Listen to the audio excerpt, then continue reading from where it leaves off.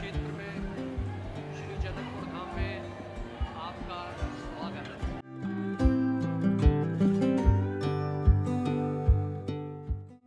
Alright, सो Anselm से मैंने SIM करा ली एक्टिवेट, 10 मिनट में हो गई। 599 रुपये लगे और आप भी करा सकते हैं। मैं जहाँ रुका हूँ जनकपुर में, बहुत प्यारा लग रहा, मतलब 300 मीटर दूर है जानकी जी के मंदिर से। तो इस समय मैं नेपाल में आ चुका हूँ, नेपाल की श्री जनकपुर में, जहाँ पर माता सीता का विवाह हुआ था। विवाह मंडप भी है यहाँ पर और बहुत कुछ देखेंगे, एक्सप्लोर करेंगे और फिर चलेंगे काठमांडू की ओर। तो लेट्स बिगिन दिस जर्नी। सामने ही देख सकता हूँ जानकी जी का मंदिर है। तो let's begin this journey guys. Nepal आ रहे हैं तो कौन कौन सी चीज़ें आपको ध्यान देंगे? सबसे पहली चीज़, यदि आप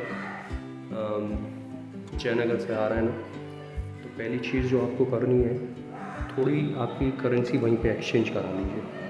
नोट अच्छे नहीं है वहाँ पे, फटे नोट हैं, पुराने नोट हैं, लेकिन वहाँ से करेंसी एक्सचेंज करा लीजिए। स्टेशन के बाहर ही एक दादा बैठते हैं, कई लोग बैठते हैं, लेकिन दादा से मैंने कराया है। तो 1 रुपये के एक 1.60 इस हिसाब से चलता है। 100 रुपये देंगे 160 देंगे बेसिकली, ये कैलकुलेशन है। वहाँ से आप थोड़े पैसे करा लीजिए।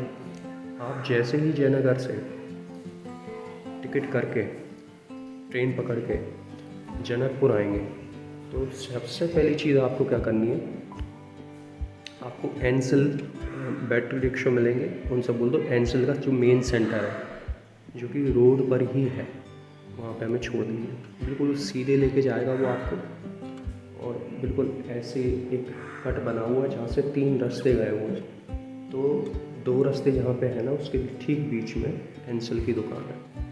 तो एंसल का सेंटर है वो, वहाँ पे आप मैंने लिया है 599 नेपाली रुपीज़ में।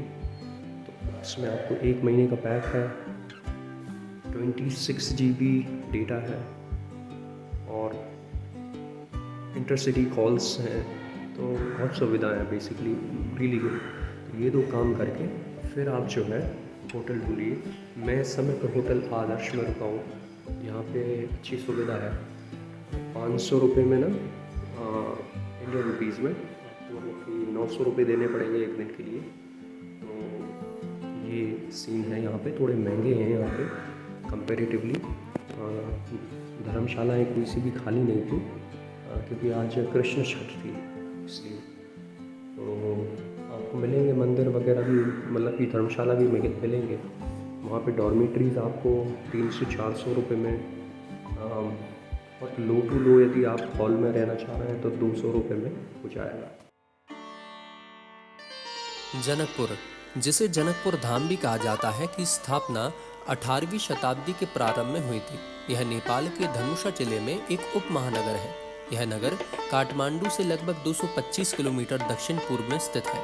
जनकपुर तराई क्षेत्र का तीसरा सबसे बड़ा नगर है, जो विराट नगर और वीरगंज के बाद आता है, और यह नेपाल का 7वां सबसे बड़ा शहर है। जनकपुर को घेरने वाली 5 प्रमुख नदियां हैं: दूधमती, जलद, रतो, बलन और कमला। मिथिला कला जो पूरे विश्व में प्रसिद्ध है, जनकपुर की मैथिली महिलाओं द्वारा बनाई जाती है। श्री राम जानकी मंदिर हर वर्ष बड़ी संख्या में यात्रियों को आकर्षित करता है। जनकपुर हिंदुओं के लिए एक महत्वपूर्ण तीर्थ स्थल है, क्योंकि इसका संबंध हिंदू महाकाव्य रामायण से है। ऐसा माना जाता है कि माता सीता का जन्म यहीं हुआ था और यहीं उनका विवाह भगवान राम जी से हुआ था। जनकपुर में 70 से अधिक सरोवर हैं, इसलिए इसे सरोवरों का नगर, सिटी ऑफ पॉन्ड्स भी कहा जाता है। प्रतिवर्ष हजारों श्रद्धालु इस पवित्र नगर के दर्शन हेतु आते हैं। यहाँ का मनोहर मौसम, साल भर के रंग बिरंगे पर्व, मंदिरों की अद्भुत वास्तुकला और स्थानीय लोगों की आत्मीयता जनकपुर को पर्यटकों का प्रिय स्थल बनाता है। यह नगर मिथिला सभ्यता का केंद्र है, जो विविध संस्कृतियों, धर्मों और संभावनाओं का संगम है। जनकपुर धाम का जानकी मंदिर हिंदू धर्मावलंबियों के लिए श्रद्धा और आस्था का केंद्र तथा पर्यटकों के लिए प्रमुख आकर्षण है। जहां आज मंदिर स्थित है, वहां पहले एक नीम का वृक्ष था। 17वीं शताब्दी के अंत में मध्य प्रदेश के लोहागढ़ स्थित सीताराम मंदिर के पुजारी श्री सूरकिशोर दास जी महाराज जब जनकपुर धाम आए, तब उन्होंने इस नीम के वृक्ष को देखा। माता जानकी ने स्वप्न में दर्शन दिए और फिर प्रत्यक्ष कराया, जिसके बाद संत श्री सूरकिशोर दास जी ने इस स्थान को राजा जनक के महल का स्थल बताया।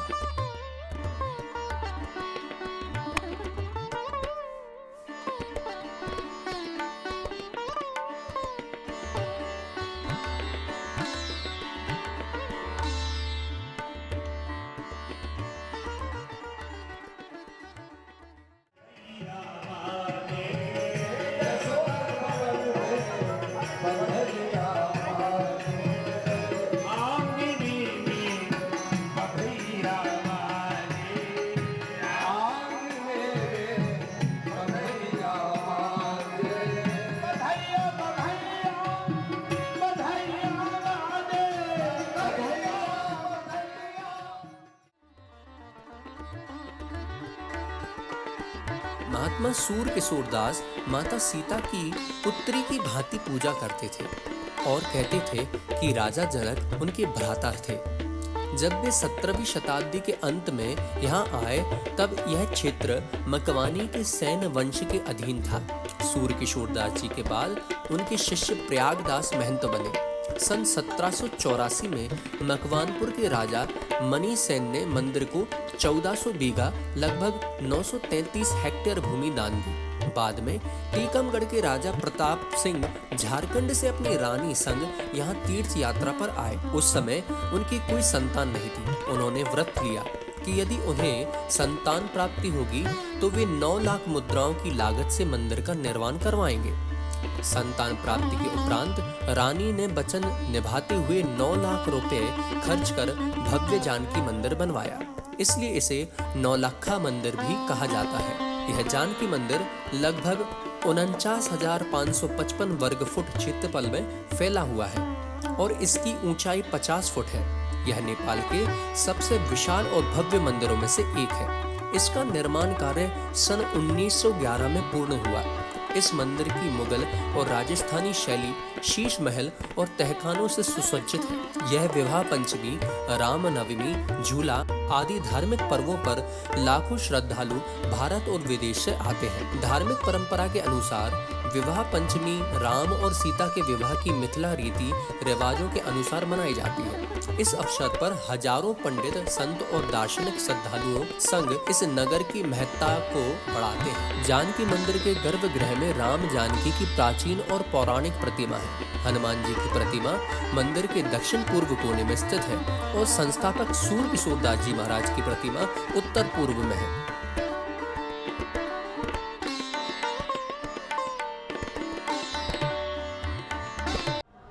श्री जनक नंदिनी जानकी जी के यहाँ बहुत ही प्यारे दर्शन हुए। माला प्रसादी भी मिल गई है और बहुत कुछ जानने को मिला है, तो मैं शेयर करूँगा, आप देखिएगा।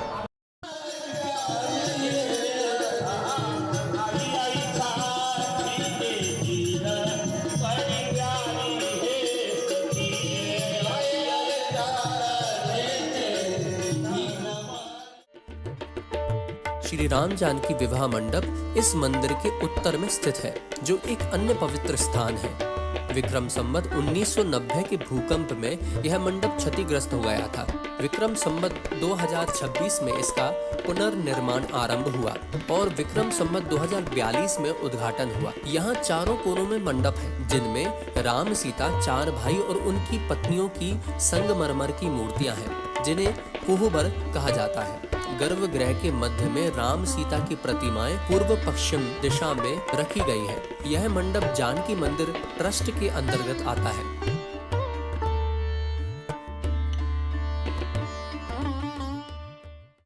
इस समय पे मैं खड़ा हुआ हूँ विवाह मंडप में, और देखने योग्य ये है कि विवाह मंडप के बगल में ही बहुत सारी जो है ना गौ माताएँ हैं। और विवाह मंडप में मात्र 7 रुपये इंडियन 10 रुपये नेपाली लगते हैं। और आप देखो तो कितना प्यारा मंदिर है, बिल्कुल पहाड़ी जो मंदिर होते हैं ना, उन्हीं की कलाकृति है पूरी। बहुत ही प्यारा गार्डन है बगल में, बहुत वेल मेंटेन्ड किया है। यहीं पे सीता मैया के साथ में दोनों साइड में राम, बीच में सिंहासन में सीता मैया और राम जी हैं, और फिर दोनों साइड में उनकी सहेलियां खड़ी हैं सीता जी की, और फिर इस साइड में सीता जी मैया के साइड में जनक जी महाराज और उनका परिवार, और राम जी के साइड में दशरथ जी और विश्वामित्र जी और वशिष्ठ जी और उनके भी परिवारजन। तो ऐसे मतलब कि बैठे हुए हैं। बहुत ही प्यारा मंदिर है। बहुत अच्छा लगा, बहुत सुकून मिला दर्शन करके। 100% आप यदि जानकी मंदिर आ रहे हैं तो बिल्कुल साइड में ही आपको मिल जाएंगे, किसी से भी पूछना, बिल्कुल वही मंदिर परिसर पे ही। श्री सीताराम।